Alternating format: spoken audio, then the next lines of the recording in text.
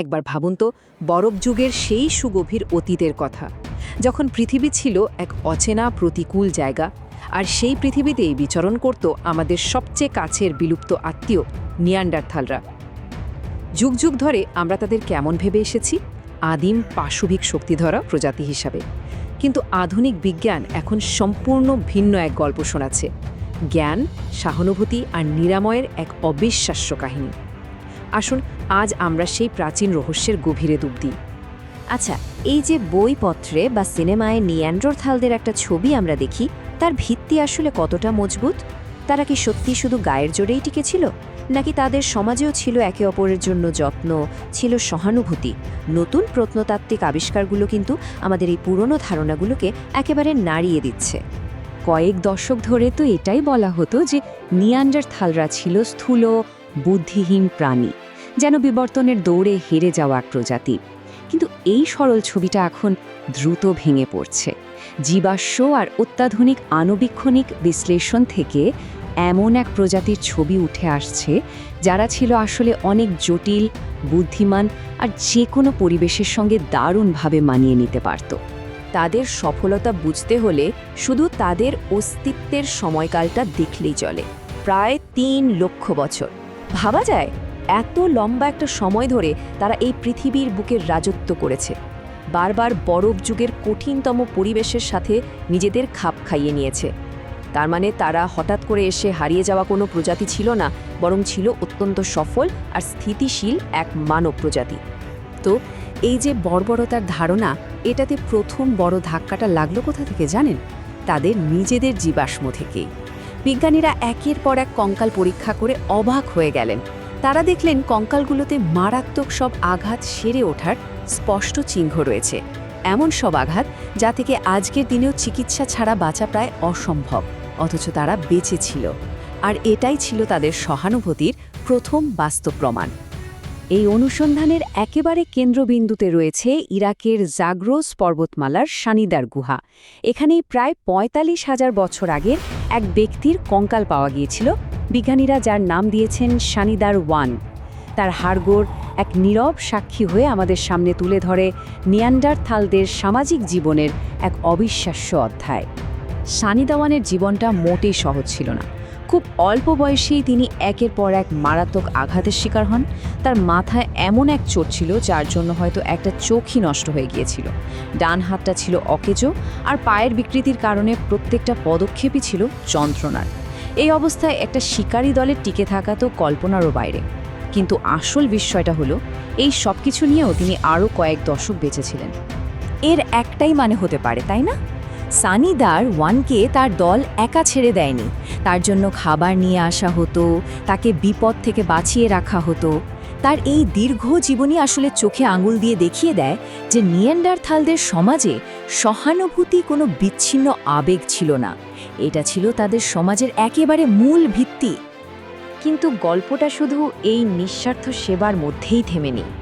আধুনিক বিজ্ঞান আমাদের আরও গভীরে নিয়ে গেছে, একেবারে তাদের দাঁতের ভেতরে, যেন আমরা হাজার হাজার বছর আগের এক ঔষধালয়ের দরজা খুলে ফেলেছি, যা আমাদের তাদের জ্ঞান সম্পর্কে এক নতুন ধারণা দিচ্ছে।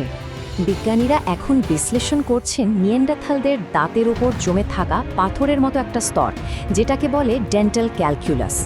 ভাবুন তো, এটা আসলে একটা মাইক্রোস্কোপিক টাইম ক্যাপসুল। হাজার হাজার বছর ধরে তারা যা খেয়েছে বা মুখে দিয়েছে তার কণা, ডিএনএ, রাসায়নিক যৌগ সব কিছু এর ভেতরে আটকা পড়ে আছে।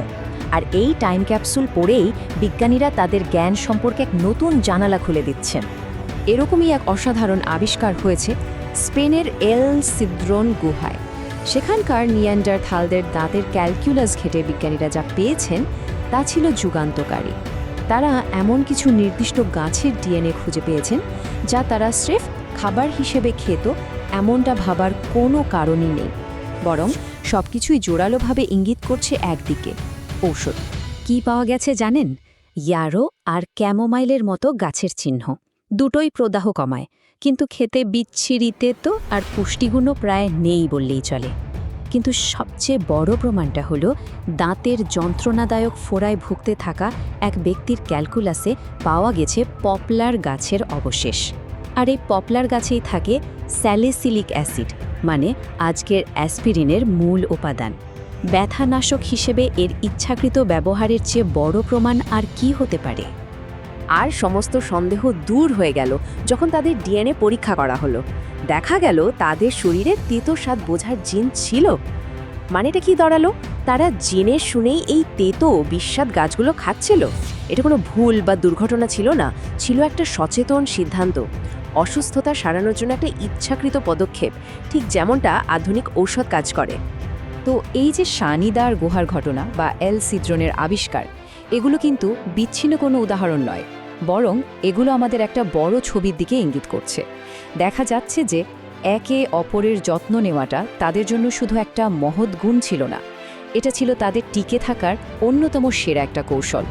বিজ্ঞানীরা আরও অনেক প্রমাণ খুঁজে পেয়েছেন, যেমন তাদের কঙ্কালগুলোতে দেখা যায় মারাত্মকভাবে ভাঙা হাড়ও ঠিকঠাক জোড়া লেগে গেছে।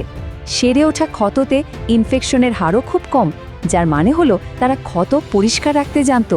এমনকি দাঁতের মাড়ির অস্বস্তি কমাতে টুথপিক ব্যবহারের প্রমাণও মিলেছে। সবকিছু মিলিয়ে তাদের মধ্যে একটা জ্ঞানভিত্তিক যত্নেরই চল ছিল। ইয়র্ক বিশ্ববিদ্যালয়ের প্রত্নতাত্ত্বিক পেনি স্পিকেন্স যেমনটা বলেছেন, এই সাহায্যটা শুধু মায়া দয়া থেকে আসতো না, এটা ছিল একেবারে জ্ঞান নির্ভর আর সুপরিকল্পিত। তারা জানতো কোনটা করলে কি হবে, কিভাবে যত্ন নিলে একজন অসুস্থ মানুষ সেরে উঠবে।